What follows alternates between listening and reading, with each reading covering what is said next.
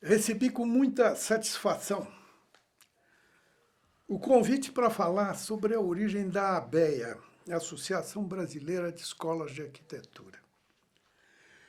Dificilmente receberia um convite mais agradável. Foram apenas 4 anos de intensa atividade de colaboração entre os administradores das unidades, docentes e estudantes de todo o país. Mas não ficou memória nem registro de nada do que fizemos. Agora, 56 anos depois, os colegas que ainda participam desse esforço tiveram a simpática ideia de nos convidar para lembrar e falar sobre aqueles acontecimentos. E a nós cabe transmitir um pouco daquele entusiasmo. Vamos à história. De início, devo esclarecer que, na época, havia 2 movimentos simultâneos, interrelacionados, de grande interesse para a classe dos arquitetos, sendo as soluções de ambos diretamente ligadas ao Instituto de Arquitetos. O primeiro era o da reabertura da Faculdade de Arquitetura da Universidade de Brasília, criada sob a liderança de Oscar Niemeyer e fechada pelo governo militar em 1964. O segundo movimento era de criação da Associação Brasileira de Escolas de Arquitetura, cujo objetivo seria a busca de diretrizes para o controle e a orientação do processo, que então se iniciava de multiplicação do número de faculdades e ampliação do número de vagas nas já existentes, em resposta ao extraordinário crescimento demográfico do país naquela época e o consequente aumento da demanda de vagas, movimento que não poderia ser atendido nos termos até então existentes. Era a chamada crise dos excedentes.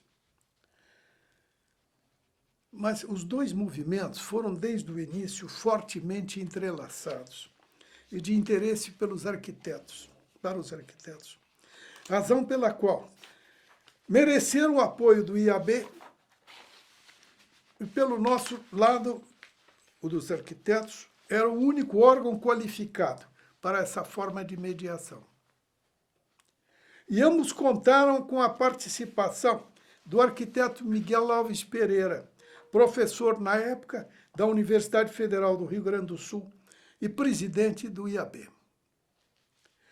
Por razões semelhantes, só o IAB poderia negociar com o governo militar a reabertura da Faculdade de Arquitetura de Brasília, que havia sido criada por Oscar Niemeyer e fechada em condições tão constrangedoras.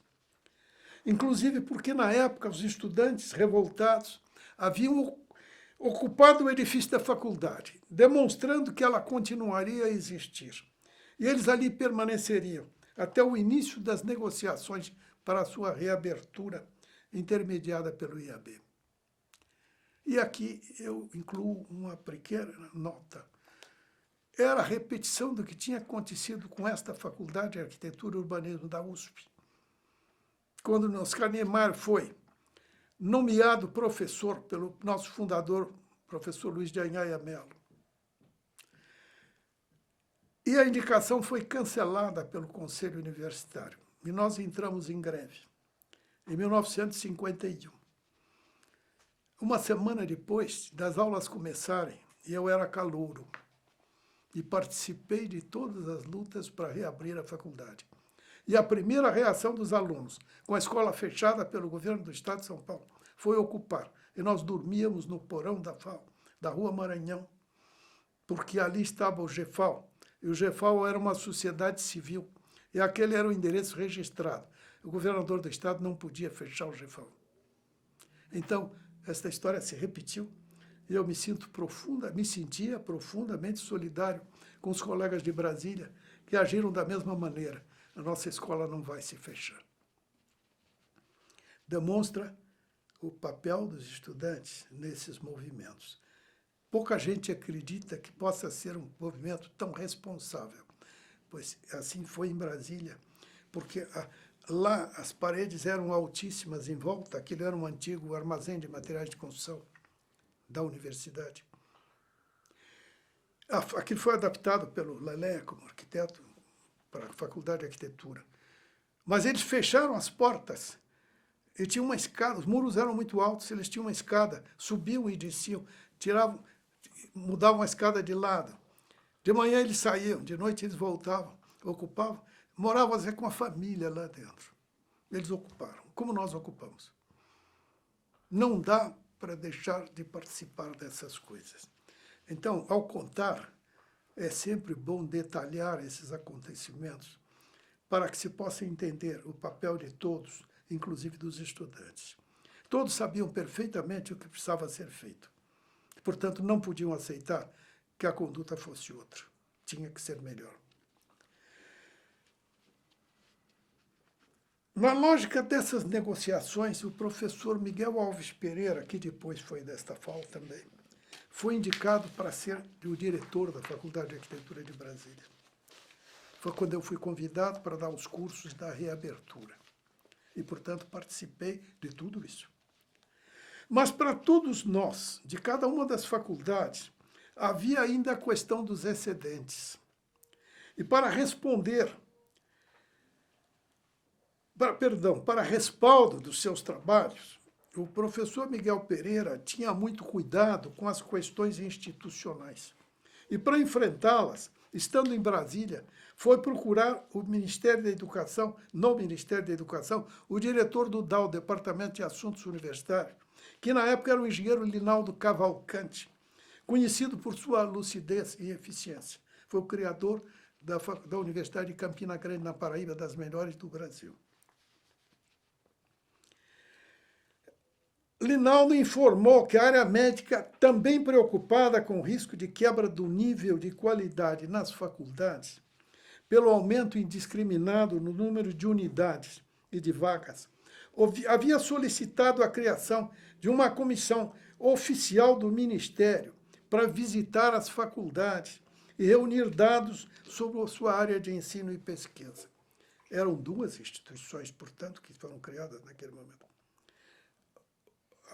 A Comissão de Ensino, pelo lado do Ministério, e a Associação de Escolas, pelo lado das instituições mantenedoras, para que o diálogo pudesse se estabelecer. Senão, os representantes das unidades podiam se sentir invadidos, mas eles faziam parte da Comissão de Fiscalização. Nós, entre os colegas, fiscalizávamos as nossas instituições e não os colegas. Era um princípio institucional, e o IAB presidia isso. Institucionalmente, era uma solução perfeita. Não houve uma reclamação, apesar de nós passarmos pitos terríveis em algumas das faculdades.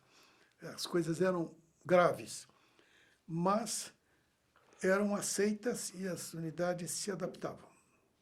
Não cabe citar casos, mas numa das faculdades, no estado de São Paulo, a situação era muito ruim. Nós fizemos advertências muito sérias, comunicamos. Imediatamente, o DAO levava para o ministro mandava uma comunicação taxativa. A universidade construiu um belo edifício, ótimo edifício, em pouco tempo equipou a faculdade, para mostrar que eles estavam em sintonia com a nova política. Portanto, essa coordenação institucional é que nos dava força. Não podemos esquecer que é assim que funciona. O pessoal das instituições oficiais não pode passar pito nas faculdades. Quem passa o pito é a comissão de... é a CEL. É a ABEA. A ABEA torna públicas as dificuldades e as soluções possíveis. Essa foi a política formulada pelo Ministério e imediatamente adotada pelo Miguel Pereira. Como contrapartida, havia sido criada uma associação das entidades de ensino do setor, como depois seria a ABEA, no caso da medicina, para acompanhar os trabalhos e elaborar os planos de desenvolvimento, porque era isso que era feito dentro do Ministério. Os planos de desenvolvimento teriam que ser aprovados. E eles forneciam recursos. Eu vou explicar como. Miguel tomou todas as medidas, iniciativas necessárias para propiciar a criação de entidades semelhantes para os arquitetos, visando responder às medidas a serem adotadas. A CIAL, Comissão de Ensino, e a ABEA, Associação de Escolas.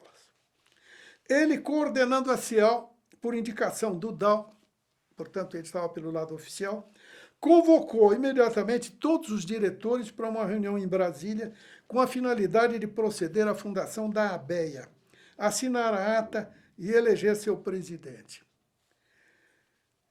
Essa é uma coisa fundamental que deve ser registrada. Nós, diretores, nos reuníamos, ficamos conhecendo todos naquele momento. E como disse, a USP, a FAO, tinha recursos financeiros naquele período.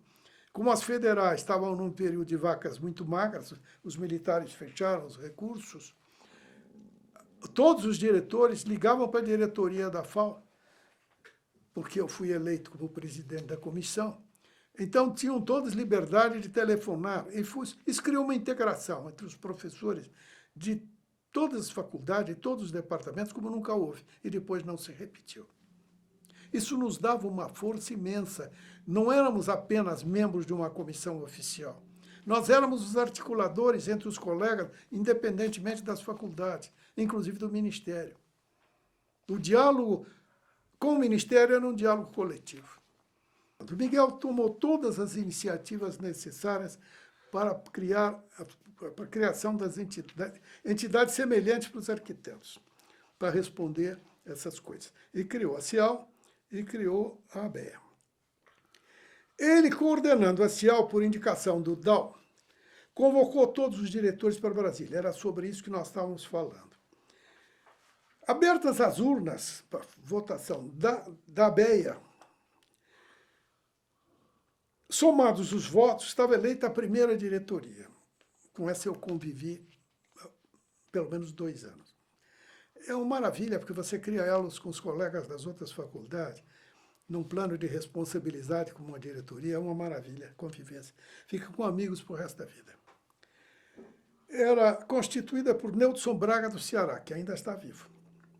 Dizem que está muito fraquinho, ele era um tipo meio miúdo, passou de uns incidentes na vida, mas naquele tempo muito forte. José Carlos Coutinho de Brasília, que trabalhava com Miguel Pereira, e veio com ele do Rio Grande, e ficou como professor de Brasília. O Aloysio Monteiro era da Faculdade de São José dos Campos, a Faculdade de Arquitetura, que era a do grupo daquela fábrica de tecidos, cujo irmão era ministro do interior. Agora não me lembro, era Gomes, a família Gomes de São José. Ele representava as escolas particulares, era com ele que elas se entendiam. Eles tinham um conselheiro, diretor lá dentro da associação.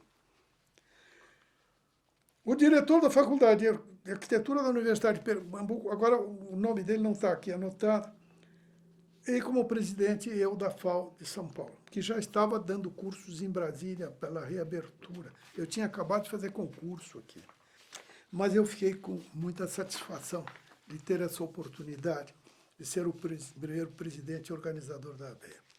Conviver com os colegas do Brasil inteiro foi uma experiência extraordinária.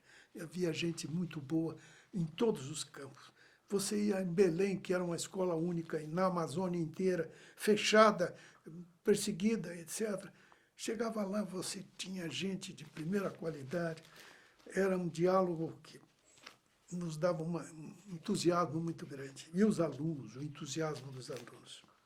Os trabalhos das duas comissões, repita-se, eram estreitamente interligados. A CIAL não poderia funcionar sem a ABEA. Não dava. Pela CIAL, nós fazíamos visitas de verificação de regularidade institucional em todas as faculdades de arquitetura existentes no Brasil naquele momento. E havia problemas nas universidades particulares, nas faculdades particulares e nas escolas públicas. Não há ilusão nenhuma. As duas tinham problemas, nem todas, mas tinham problemas. E nós tínhamos que indicar o que estava errado, o que estava certo. Pelos livros de atas, nós verificávamos se as congregações e os departamentos estavam se reunindo com regularidade. Vejam, é uma coisa fundamental. Para a definição das responsabilidades dos professores. E se os laboratórios funcionavam regularmente, porque era muito fácil montar um pseudo-laboratório, ficar formalmente e nunca funcionar. E muitos, eles não tinham laboratórios como nós tínhamos e temos aqui, de fotografia, eles não tinham. Hoje muitos têm. Tem as revistas, os livros mais importantes, etc. E nós estávamos à disposição para ajudar, mas tudo isso foi feito. Mas feito desse modo, nós fazíamos a fiscalização, poucas cidades de cada estado, cada vez. Aí fazíamos a reunião, fazíamos um relatório, mandávamos para o DAO. O DAO fazia, comunicava ao ministro que ficava sabendo o que estava se passando. Não era uma coisa entre funcionários. E aí eles mandavam, o DAO mandava notificações para as escolas e determinava prazo para cumprir as recomendações. Não era um brinquedo o jogo. Eles tinham que prestar conta. E o diretor do DAO era uma grande figura. Ele cobrava tudo isso e mandava, fazia a carta, o ministro mandava. Nós, quando íamos para um lugar desse, chegava a carta do ministro, vai chegar a comissão do Ministério, da Comissão de Arquitetura desse ministério, tem que fazer. E eu, como membro da ABEA, representava a ABEA, mas os outros membros eram da CIAL. Eles recebiam uma comissão e também não podiam dizer que as escolas não sabiam. O presidente da Associação de Escolas estava presente. Institucionalmente, era muito bem feito. Nós começamos aí pela comissão, perdão, pela associação, além da participação na comissão, com recursos do DAO. Nós pedíamos o dinheiro, eles nos davam. Realizamos reuniões dos docentes das principais áreas: história, projeto e tecnologia. Os docentes encontravam os colegas das diferentes unidades e se beneficiaram com as trocas de informações. Mas essa coisa é importante.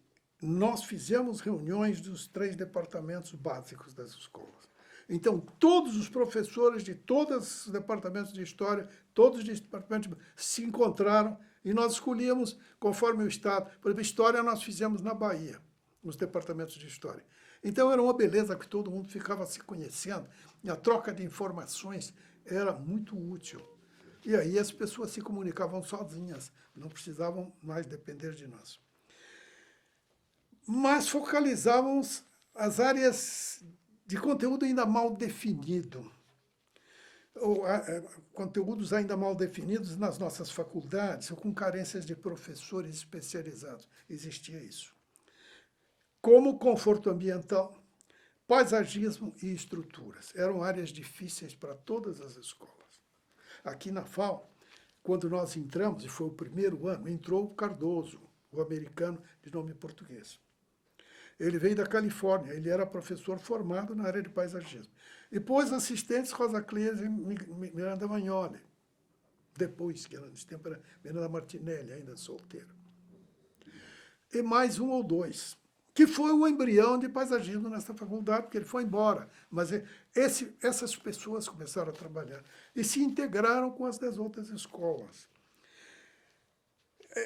Era uma das áreas críticas. As escolas tinham dificuldade. Fora a dificuldade de lecionar as nossas próprias matérias tradicionais. Mas isso, tendo as reuniões dos setores básicos, história, projeto, tecnologia, a gente corria. A área de tecnologia, obviamente, era uma repetição de beabá da Escola Politécnica. Adaptar para a Faculdade de Arquitetura demorou. Em quase todas as unidades, ensinava-se física, quase sempre mecânica, como nas escolas de engenharia. Conforto ambiental praticamente não existia. Nada de acústica, nada de controle técnico e iluminação. E os professores de paisagismo só existiam em número reduzido, 2, 3. No Rio e São Paulo. Mais um outro estado. Montamos os cursos de férias para os professores dessas áreas, no começo na FAO. A FAO bancava isso. convocando os docentes mais qualificados do Brasil. Por exemplo, paisagismo tinha bom no Rio, havia uma tradição na terra do Burle Marx, onde ele vivia e trabalhava, não dava para brincar com paisagismo. Então, Rio, São Paulo e mais um outro estado, agora eu não lembraria para dizer. Esse grupo começou a organizar isso em escala nacional e a coisa começou a funcionar. E depois da Rosa veio o Macedo, mas isso foi depois. Montamos os cursos de férias para os professores dessas áreas. A FAO ajudou muito, porque aqui era mais fácil tratar dessas coisas. Quer dizer, os cursos podiam ser aqui porque nós ajudávamos, mas eram onde tinham que ser. Então, no caso de conforto ambiental, é uma história interessante. Quando terminou a primeira turma, acabou de fazer exame para o que se chamava física aplicada, coisa desse tipo. O professor era o engenheiro Luiz Sintra do Prado, da Politécnica, professor de física lá, um homem culto, refinado. E o aluno era Marcílio Martins, que foi o primeiro, de origem humilde, um lutador, origem realmente humilde. Os colegas não sabiam, mas eu sabia. Ele ficou amigo, no fim, minha mãe já estava idosa, ele ia lá visitá-la. Marcílio foi fazer o exame com o professor Sintra. Nós éramos moços e arrogantes, ele também era. Em outros casos, ele era até humilde, discreto, mas nas lutas pela FAO, ele era difícil de enfrentar. Ele era o presidente, ele tinha sido o primeiro presidente do GFAO. Primeiro representante e aluno da FAO, foi Marcílio Martins, de origem humilde. Marcílio sentou lá, fez o exame, passou tudo que o professor... Tirou nota 8 ou 9. Disse, professor, eu passei, eu estou aprovado, o senhor não pode mais me reprovar? Não, Sintra, isso era um Sintra que era um homem respeitável, não era um trapaceiro. Então, o senhor vai me permitir, eu vou dar uma opinião sobre o seu curso. O seu curso é inteiramente inútil para nós. O senhor está nos ensinando coisas para engenheiro, nós não somos engenheiros, somos arquitetos. O senhor tem que ensinar conforto ambiental, iluminação, fazer o que o Rino Leve faz.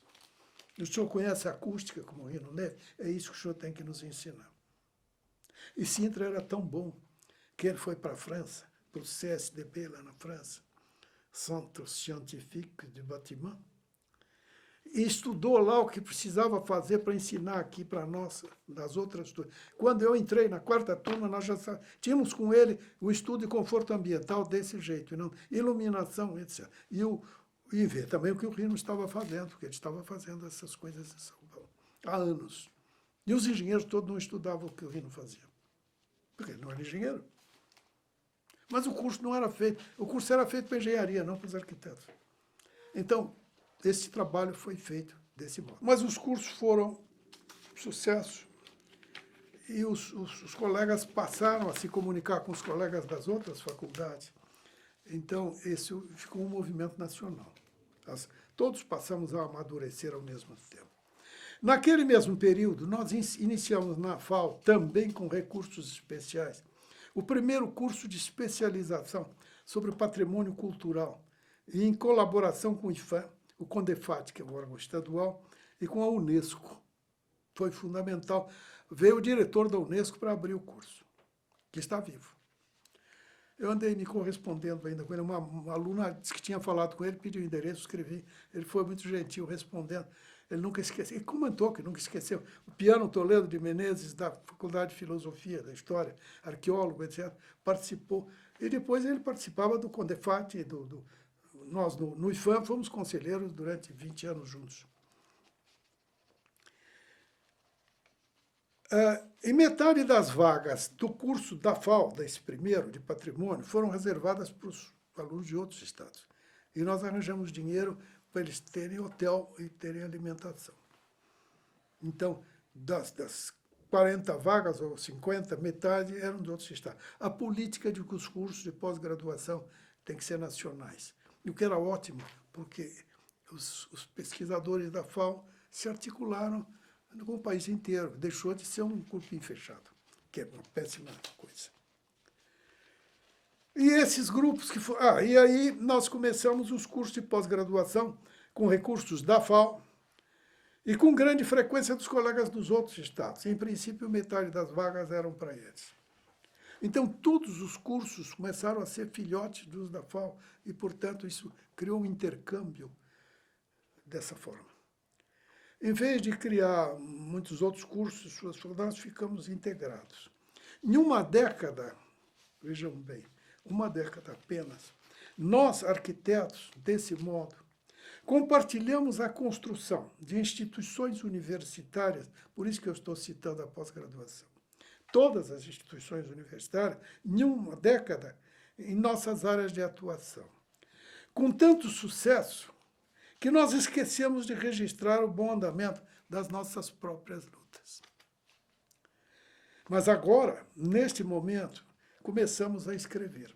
E, portanto, por mim, mas principalmente em memória de Miguel Pereira, em consideração a todos os demais companheiros daquelas lutas, meus amigos, a todos os que organizaram esta reunião, com essa oportunidade de registrar essa história, muito obrigado.